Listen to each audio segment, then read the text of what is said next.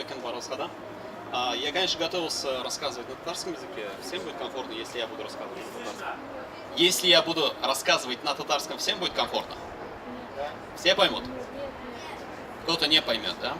Хорошо. Давайте тогда я буду временами переходить на татарский, для того, чтобы было кому-то интересно, да? То есть, может быть, кому-то все-таки охота даже практиковать татарский. Ну ладно. Во-первых, меня зовут Артур, я являюсь кандидатом исторических наук, и в свое время я написал диссертацию на тему зарубежной историографии, именно революционных событий, которые были на территории Поволжья и Приуралья. Да? Здесь, что касается историографии, может быть, кто-то знает, может быть, кто-то не знает. Да? Историография – это о том, как зарубежные ученые писали о тех событиях, которые здесь происходили. Вы знаете, у каждого человека свой взгляд на ситуацию, да, то есть он по-своему оценивает все, что происходит, и поэтому мне, как человеку, историку, да, тем более период очень интересный, мне показалось, что этот период, он изучен, но тем не менее сама тема, да, то есть именно национально, то есть имеющая отношение к татарскому народу, то есть вызвал у меня особый интерес, и поэтому я взялся за изучение. Она действительно, тема очень интересная. Хотел просто сказать изначально, то есть начать свое слово, свое выступление со слов «инкилаб», да, то есть все, наверное, слышали, «инкилаб» это переводится как «революция». Но на самом деле слово «инкилаб», оно еще имеет отношение к слову «калиб». Калиб, наверное, знаете, да, что такое калиб? Слышали? Ну, как сердце, да, то есть «инкилаб» и «калиб» однокоренные слова. Я когда это узнал, то есть я был немного ошарашен, потому что как они могут быть связаны. На самом деле инкилаб или калиб, например, да, то есть они имеют одно значение, то есть из одного корня. То есть инкилаб это осты үскәкилю, то есть изменение ситуации, да. И поэтому как раз, когда мы рассматриваем революцию, мы тоже изучаем, почему это произошло, да, почему, например, так случилось, то, что верхи не могли править по-старому, а низы, допустим, да, не могли жить по-старому. И все это как бы превращается дальше уже в некое такое вот революционное событие. Революция всегда есть реакция. Реакция на жизненные события, которые происходят то есть вокруг, да. Если мы посмотрим, например, революцию, которая происходила в 11-12 годах в арабском мире, да, то есть во многом это была реакция на тоталитарные режимы, которые существовали в то время. То есть это в Египте, например, да, военный режим, и тот же самый, например, режим тоталитарный, который существовал в Ливии. Все это вылилось в то, что народ, который был проинформирован, кстати, через социальные сети, он вышел на улицу, да, и тем самым сделали то, что мы сегодня наблюдаем. Это, конечно, не очень хорошо, да, потому что это привело к очень многим жертвам, но тем не менее факт есть факт. Что касается вот 17-го года, да, то есть мы говорим о революции, которая происходила, например, там в Москве, да, которая происходила в Петербурге в первую очередь, в то время столица. И все это непосредственно, конечно же, отразилось и на состоянии дел, которое происходило в Казани.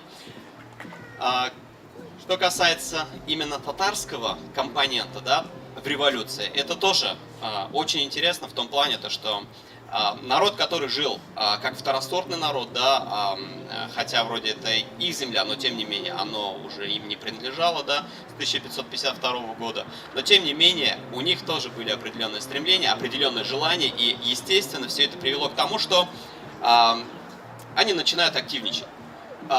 И что касается активности, понятное дело то, что были несколько драйверов. То есть драйвер это что? Это то, что движет ими, да, это то, что направляет их куда-то, да, то есть заставляет их двигаться к чему-то. И вот что касается драйверов, то вы знаете, еще до 17 года в России была революция 1905-1907 года, после которого очень широкие, в принципе, права получили народы, не только русский народ, да, но в том числе и татарский, потому что после этого начинается начинается история татарской периодической печати, да, то есть это Луч газета, например, да, там Алислах газета, то есть очень много газет, которые начали выпускаться, то есть их великое множество на самом деле. Это огромный материал, который, в принципе, можно еще изучать. А что касается реакции, да, почему же все-таки вот в 17 году татары начали так активничать, да, то есть что им не нравилось, в принципе. Ну, понятное дело, то, что было определенное давление, да. Даже после революции с 5-7 годов реакция продолжается, потому что когда был министром внутренних дел Столыпин, например, да, то есть были очень такие интересные явления, как столыпинские галстуки, но не дай бог, конечно, чтобы это повторилось. Конечно же, не было той самой свободы, о которой мечтали. То есть свобода слова, да, то есть политические свободы, свобода печати, в котором, например, так нуждалась наша общественность, да, этого всего не было. И не было такой свободы, которая позволяла бы всем вот желающим, да, получить достойное образование.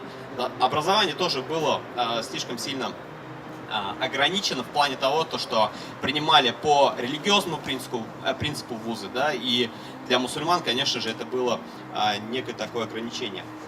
И одним из первых, кстати, революционных партий, которые возникли в среде татарского народа, это была партия Иттифак аль-Муслимин, да, это партия, которая возникла в 1905 году, и в этот момент времени как раз драйверами, кстати, начинают выступать такие известные личности, как, например, Садри Максуди, Юсуф Акчурам и Саидгаре Алкин, например, да, и Галимджан Буруди. Скорее всего, эти имена вам знакомы, хотя бы, по крайней мере, имя Садри Максуди, например, да. О нем, конечно, мы будем говорить, и тем более, что этот человек является первым президентом татарского народа, если можно так выразиться. Что касается революционных событий 17 года. Кстати, как говорится, всегда, как французы правы, «cherchez la femme», да, то есть ищите женщину. Самые первые революционные события, кстати, связаны с женщинами, потому что под воздействием тех же самых большевиков они вышли на улицу с требованием, чтобы вернули их мужей с фронта, например, да. И понятное дело, то, что далее это все снежным комом превратилось в то, что мы знаем как февральская революция, и к власти, точнее, от власти был отстранен. Кто был тогда царем? Нет, уже не Петр I. Кто помнит? Да, правильно, Романов. Имя Николай, правильно, Николай II. Кстати, у него был сын также, да, то есть он и в пользу себя, и в пользу своего сына отрекся от власти. И в итоге в стране начинается некая такая демократия, да, царя свергли, все теперь практически можно. И действительно, мусульманами это тоже было встречено очень даже позитивно в том плане, то, что очень много начинают в это время собираться съездов. Какие же все-таки были съезды, да, то есть, во-первых, это 16 марта уже начинают создаваться, например, комитеты военных, мусульман военных, да, то есть это тоже было большое достижение. Всегда, то есть мусульмане, они служили совместно с представителями других конфессий, да, им тоже нужны были определенные, скажем так, правовые какие-то привилегии, да, не привилегии не в том плане, то, что дайте им привилегии, они будут возвышены, а другие понижены, не так, просто дать нормальные условия для того, чтобы они могли соблюдать хотя бы свои обряды, например, да, и кстати, еще важно то, что в Москве, кстати, вот в апреле тоже начинается самый первый съезд студентов-мусульман, да. Также в апреле в Казани, кстати, происходил первый съезд девушек-мусульманок, например, да, то есть это тоже интересное явление. И самое интересное то, что Россия в тот момент времени, когда она превращается в демократическое государство, для мусульман открываются, как я уже сказал, большие возможности. И в то время, кстати, вот, если вы помните, может быть, слышали где-то, да, раньше не было деления на национальности, больше было деление по религиозному принципу, да, и в то время не было деления, например, там, условно, конечно, может быть и было, да, но тем не менее многие осознавали себя как мусульмане, да, и азербайджанцы были мусульманами, и казахи были мусульманами, да, то есть крымские татары тоже были мусульмане, и все они вместе решают собраться. Это было с 1 по 11 мая в 1917 году. Кстати, дом Асадуллаева, это в Москве находится, к сожалению, не знаю, Айрат, знаешь, этот дом, он сохранился, не сохранился? Сохранился? Хорошо. Вот как раз в этом доме был самый первый мусульманский съезд. И именно в этом, во время этого мусульманского съезда начинают, кстати, сталкиваться такие интересы, как, например, интересы федералистов и унитаристов. Кто-то выступал, например, за то, чтобы мусульманские народы, они обладали своей хотя бы минимальной государственностью, кто-то выступал за то, чтобы все-таки они находились также в правовом пространстве, например, да, наравне с другими народами России.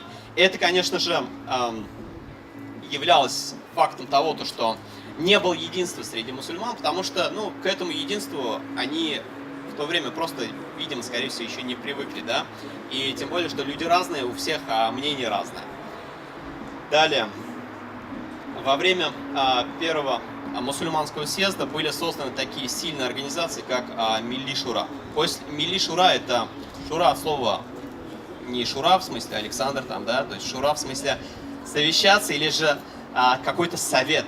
Кстати, афганцы советское государство называли шуравей, например, да, то есть представитель советской власти. То есть от слова шура — совет. И как раз вот это вот Милли Шура, руководителем этого Милли Шура, кстати, был назначен Ахмед Саликов. Кстати, он сам не татарин, он был осетином, но тем не менее он уже являлся неким таким представителем мусульманского народа.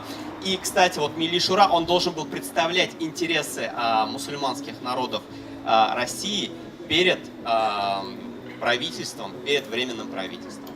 Это было на тот момент времени большое, скажем так, достижение, да, то есть революция. Далее, понятное дело, то, что одним съездом мусульмане не ограничились, нужен был второй съезд. Второй съезд, он собрался уже в Казани. На тот момент времени, как я уже сказал, было два течения, точнее не в татарской среде, а среди мусульман. Это федерализм, сторонники федерализма, и унитаристы. Федералисты, как я уже сказал, они за создание определенных территорий с правовыми и политическими полномочиями, которые позволило бы им реализовать себя в полной мере. Да? А что касается унитаристов, они тоже, конечно же, выступали за то, чтобы сохранить свой язык, сохранить свою культуру, сохранить свою самобытность, да, не раствориться. Но, тем не менее, у них отличие было в том, что не было такого желания сделать какую-то ограниченность в плане территориальной. И хотели создать больше именно культурную автономию. Культурная автономия, она отличается, потому что здесь, возможно, вот культурная автономия имела недостаток в том плане, то, что, возможно, в политическом и в правовом отношении, да, скорее всего, мусульманские народы могли бы быть в чем-то все-таки ограничены, да. Тем более, что обычно, если, например, есть федерация, есть обязательно парламент, обычно потому что федерация — это республика, и в республиканском парламенте представляются интересы субъектов, то есть членов федерации. А если, например, у народов нету федерации, точнее, нету субъектов своих, да, то есть имеющих определенный правовой статус, то, понятное дело, то, что отстаивать свои права было бы, наверное, тяжелее. Что касается второго съезда, он проходил, кстати, в июле. Но здесь есть один нюанс. Как я сказал изначально, не было деления на национальности, да, то есть было все-таки определение, какое-то определяющее значение имело именно религиозная принадлежность, ислам, то есть мусульмане. И вот как раз когда мусульмане объединились, они поняли то, что, оказывается, у них идеи разные. И когда в Казани собрался съезд, он больше был такой, больше татарский, нежели общемусульманский, да. К сожалению, представители Средней Азии, из Кавказа, например, они сюда просто не приехали. Хотя, конечно, приветственные слова были отправлены. Что касается второго съезда, как я уже сказал, в первом съезде была борьба между федералистами и унитаристами. Победили, говорят то, что победили, конечно, федералисты, но на самом деле произошло так, что победили федералисты, но при этом унитаристам было определенное, скажем так, облегчение в том плане, то, что если хотят, пожалуйста, можете создавать. Да? А что касается того, что произошло во время казанских съездов, то во время Казанского съезда 22 июля было объявлено о создании культурно-национальной автономии. То есть еще до конца не было утверждено, да, то есть какие территории, кто сюда входит, да, но, по крайней мере, в большинстве своем говорили про регион Поволжья и Приуралья. Далее, после этих событий создается начинают создаваться первые национальные органы, куда входили в основном только татары, ну иногда башкиры, например, да. Это орган, который называется Милли Меджлис. Кстати, вот Милли Меджлис — это парламент, это первый татарский парламент. Если вы знаете то, что в России самый первый парламент — это Государственная Дума, да, то есть, который тоже была создана в 1906 году. И далее у татар, там, в принципе, кстати, они были представлены, но в очень маленьком процентном соотношении, да.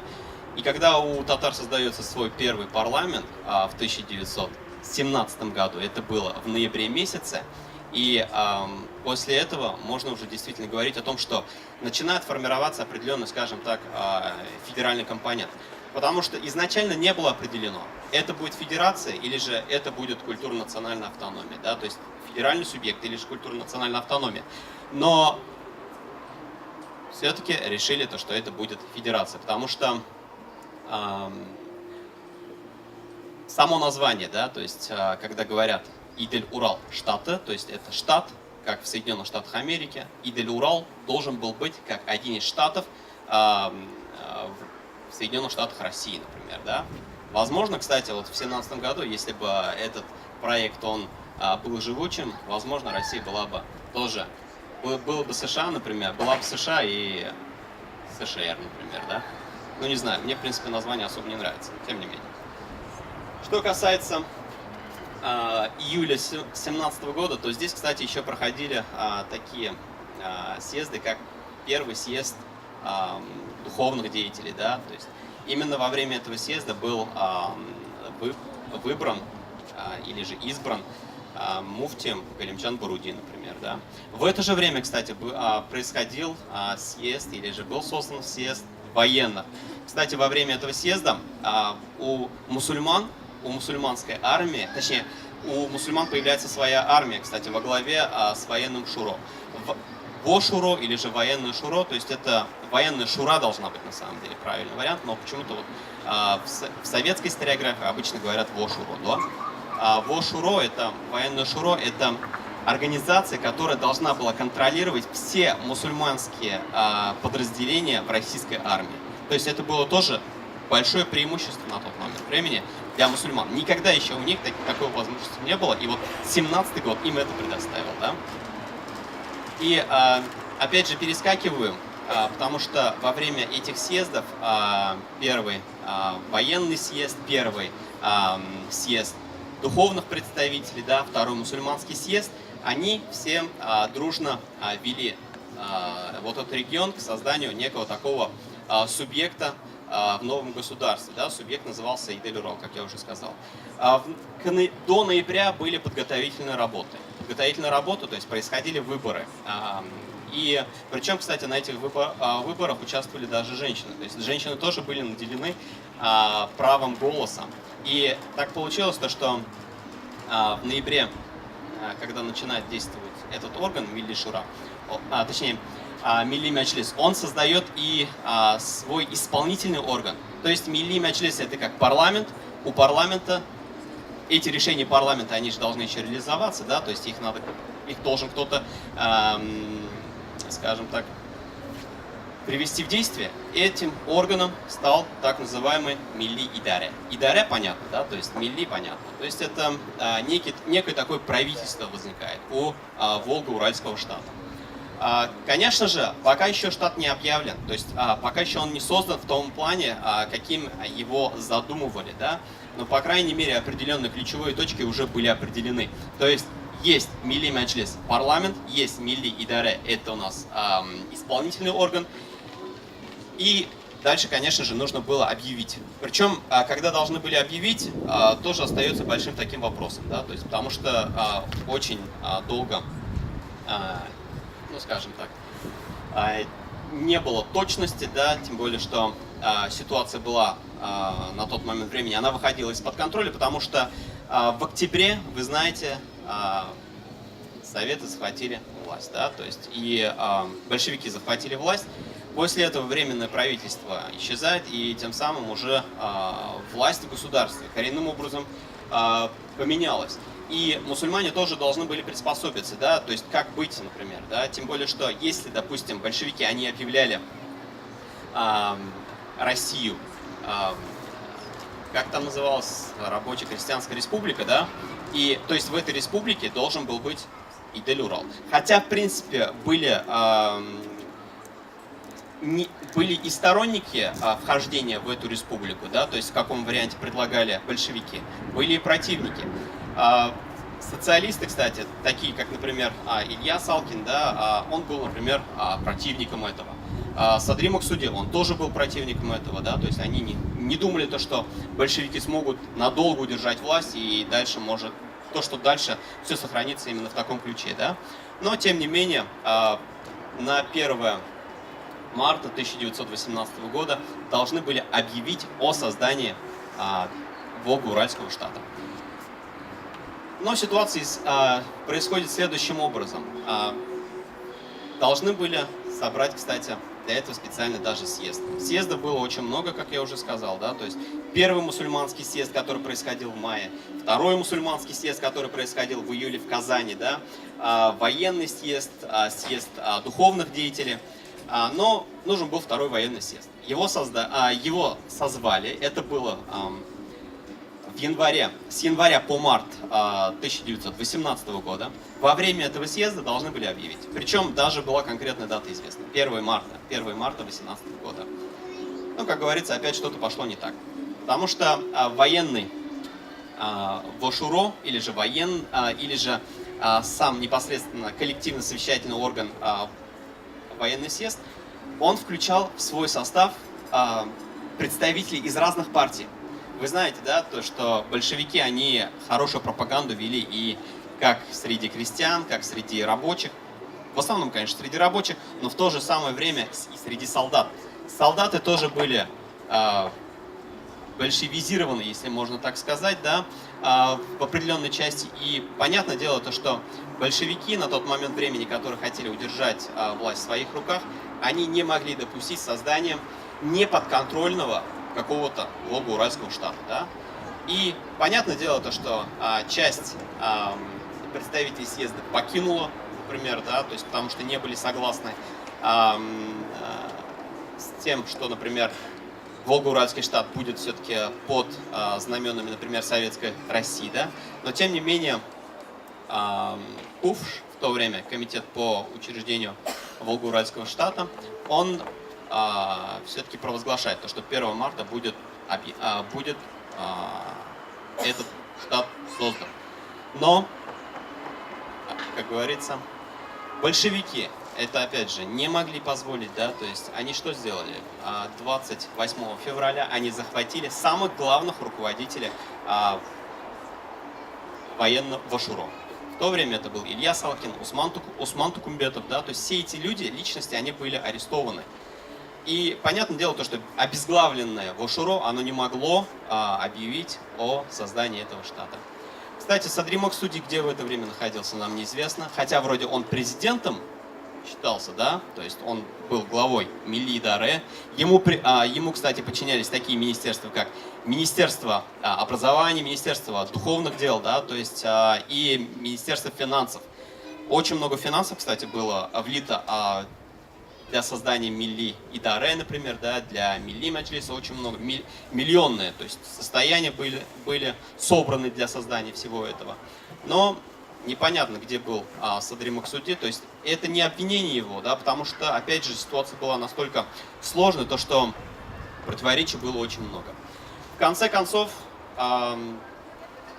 штат, он не был объявлен так, как его планировали. Потому что планировали его объявить там, где сегодня находится, например, Площадь Свободы. Да? Вы там всегда бываете, то есть это место обычно фотографирует наш президент, когда желает нам доброе утро. Вот там как раз должны были объявить. Но в итоге не объявили. А часть участников съезда, кстати, они свое заседание из Театральной площади, кстати, в итоге они ушли в Забулачи, да, так называемое. И в советской историографии закрепилось такое понятие, как Забулачная республика. Вообще, что такое Забулачная республика, на самом деле, это как бы нонсенс, да, в том плане, то, что как в маленьком пригороде, да, скажем так, Казани, можно было создать целую республику. Но советская власть упорно настаивала, то, что данный факт был, то, что это был сепаратизм, да. Ну, понятное дело, то, что это дальше использовалось уже в политических целях, да. То есть, если ты там участвовал, значит, ты должен обязательно понести какое-то наказание. Потому что репрессивная машина, как раз с которой работала в 30-х годах, она цеплялась именно за эти факты в том числе. А что касается национального движения, да, то декретом уже Сталина, Сталин, кстати, в то время был руководителем наркомата национальности, да, то есть Народного комиссариата по делам национальности. И после этого, к сожалению, может быть, то есть, ну, нельзя, конечно, так говорить, да, в плане того, что мы никогда не знаем, что могло бы быть, тем более, что история не знает сослагательного наклонения. Тем не менее, национальное движение, оно было подавлено. И подавлено так, что многие лидеры бежали. Такие лидеры, как, например, Садри Максуди, он оказался сначала в Финляндии. Потом, кстати, он оказался во Франции. В 18-20-х годах, вы знаете, то, что после окончания Первой мировой войны была так называемая Парижская конференция, после которого был заключен, например, Версальский договор. И вот как раз от имени Волго-Уральского штата там присутствовал как раз Садри Максуди. Садри Максуди, кстати, это очень интересная личность в том плане, то, что он был очень образованным, кстати, знал французский язык, например, да, то есть и турецкий язык. В дальнейшем его судьба оказывается благополучна в том плане, то, что он не смог здесь стать реальным президентом, но, по крайней мере, вести взаимоотношения или же вести какие-то политические дела вне пределов России ему удалось, потому что он был советником Кемаля Ататюрка, да, то есть создателя Турецкой республики, да, и также он был членом турецкого парламента. Кстати, турецкий вариант, точнее, новый вариант турецкого языка, кстати, в частности, появился благодаря ему. Тем более, что вы знаете, то, что Кемаль Ататюрк и его сторонники проводили реформы повсеместно. Это касалось всего, и культуры, и языка в том числе. Кстати, вот те люди, которые не смогли, например, прижиться в условиях советов, они смогли найти себя в других государствах. Вот, в частности, про Садри Максуди я рассказал. Что касается того, почему же все-таки я эту тему изучаю, да, то есть и почему эта тема мне интересна, как я уже сказал, мне интересно о том, как зарубежные люди об этом писали, да, как зарубежные историки об этом писали. И в этом плане первые, кстати, зарубежные исследования начали появляться в 30-х годах, в 30-40-х годах, и появляться в Германии. Как вы думаете, почему немцам нужно было изучать историю, например, Поволжья, да? Почему немцам нужно было изучать явления, которые происходили здесь, революционные события? Немцы, вы знаете, это тоже очень такой скрупулезный народ, да, то есть который хотел, скажем так, быть подготовленным ко всему, и им нужно было узнать, где же все-таки есть слабые точки у советского государства. Слабой точкой всегда можно обнаружить то, что слабой точкой является национальный вопрос. И вот как раз в этом плане немцы начали уделять этому большое внимание. Фон Менде, например, да, то есть и историк по фамилии Шпулер, то есть писали очень такие добротные, хорошие произведения на эту тему, да. И тем самым, кстати, в дальнейшем они являлись советниками немецкого правительства при нападении, например, на Советский Союз. Да? Дальше вы знаете то, что даже вот этот вопрос национальный, он был использован, но я не буду говорить как, да? Тем более, что, может быть, все-таки слышали про легионы Идель-Урал. Далее, а что касается такого вопроса, как, например, американцев, ну, американцы тоже изучали. А им зачем? По той же самой схеме, да, то есть советология, наука такая была специально создана, называлась советология, да, и в рамках советологии тоже изучали Советский Союз и слабые точки Советского Союза. Чему это надо было, ну, понятно, да, в то время шла холодная война. Далее, были, кстати, историки, которые изучали и историки, которые были татарского происхождения. Среди них, например, Надир Давлет, да, то есть Айше Азадер Орлов, например, да, Наджиб Хаблеметугу. Он, конечно, не волжский татарин, он крымский татарин, но, по крайней мере, тоже уделял особое внимание. Сейчас я хотел бы вашему вниманию продемонстрировать некоторый такой визуальный материал, да, для того, чтобы закрепить то, что мы с вами сегодня, о чем сегодня мы говорили. У меня как со временем? Нормально? Так, это не то. Ну, выступление женщин, да, это я уже вам показывал. Вот те самые, кстати, деятели нашей нации в 17 году. Среди них, кстати, вы, наверное, может быть, узнаете, да? Кто? Видите или не видно? Скорее всего.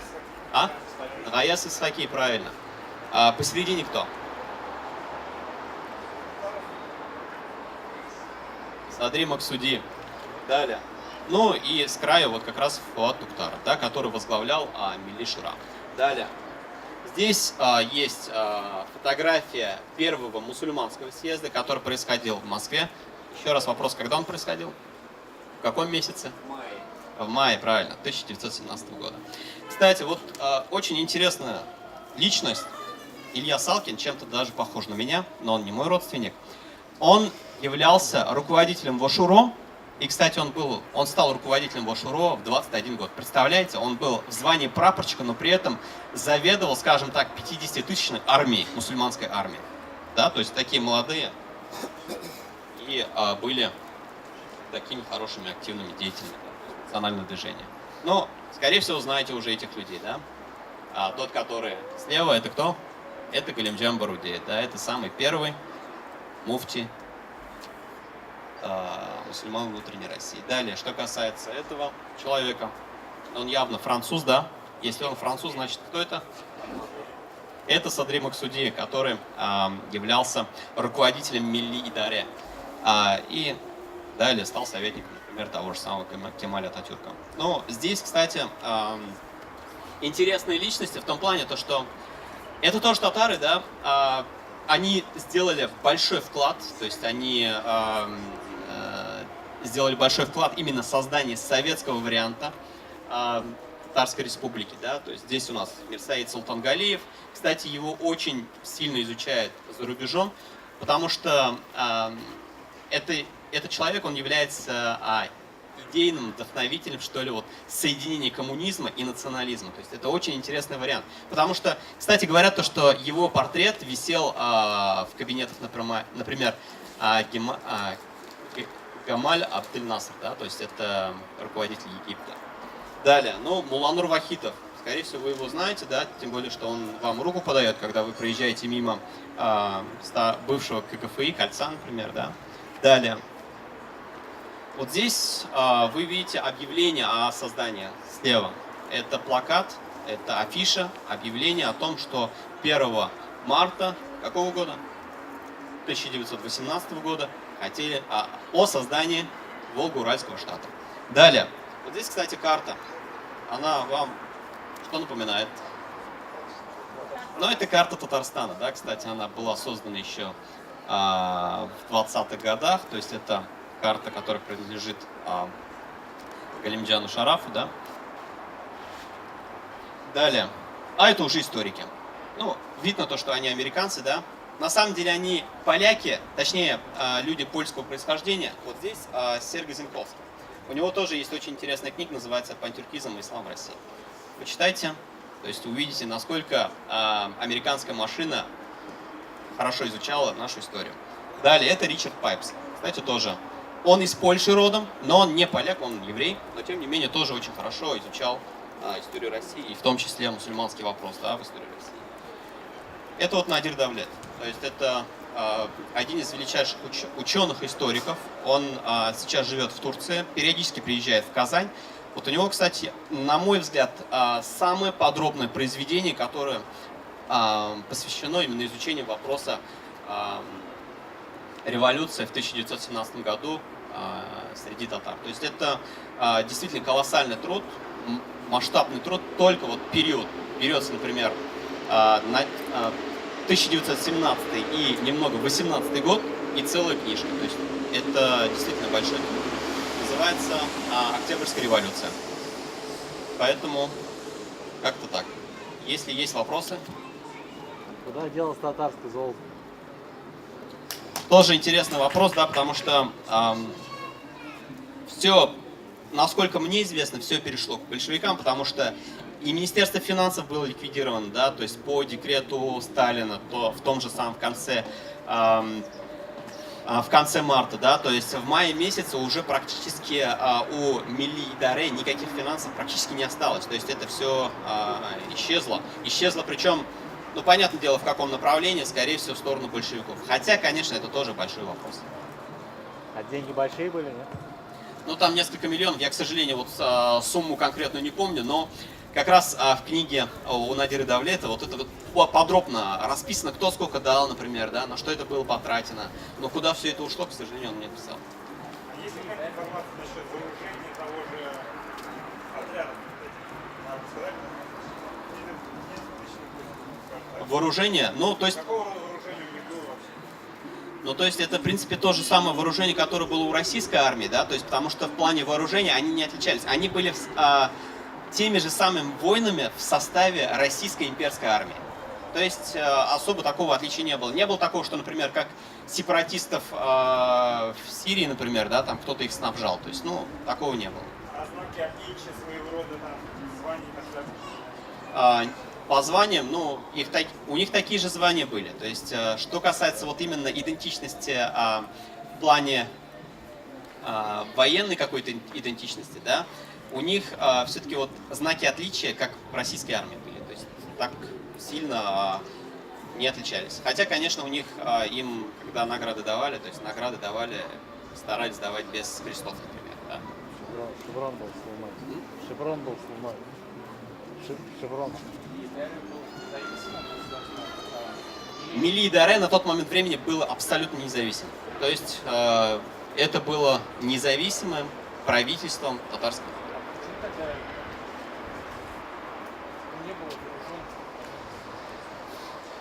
Ну, понимаете, во-первых, не было единства среди самих руководителей движения, да. Их было очень много, кстати, руководителей движения. То есть Вашуро как отдельная структура, Илья Салкин, например, да. По сути дела, он должен был подчиняться Милли Идаре, а по факту он не подчинялся, например, да. То есть получается то, что полномочий таких, например, да, у президента Милли Идаре тоже как бы не было. Поэтому все было настолько формально, все было настолько на бумаге, то что реальной какой-то властью нельзя сказать то, что они пользовались какими-то специальными, скажем, полномочиями. Фактической власти как таковой не было. Единственное, то, что я сказал, вот они, конечно же, получали определенную финансовую подпитку, да, но все это были не налоги, это были пожертвования. То есть, если бы не пожертвования, то Милли Идаре просто не смогло бы так долго существовать. Почему так долго все собирались, там, бесконечные советы? У меня тоже такой же вопрос. Я когда первый раз начал с этой темой знакомиться, да, у меня тоже очень много вопросов возникало. Но опять же, здесь есть такой нюанс. Мне один мудрый человек сказал, то, что когда, ну, то есть в том месте, где находится 3 татарина, да, там 10 организаций. Поэтому это тоже, кстати, такой интересный факт. Почему так много организаций, а в итоге получилось так, как получилось, например, да?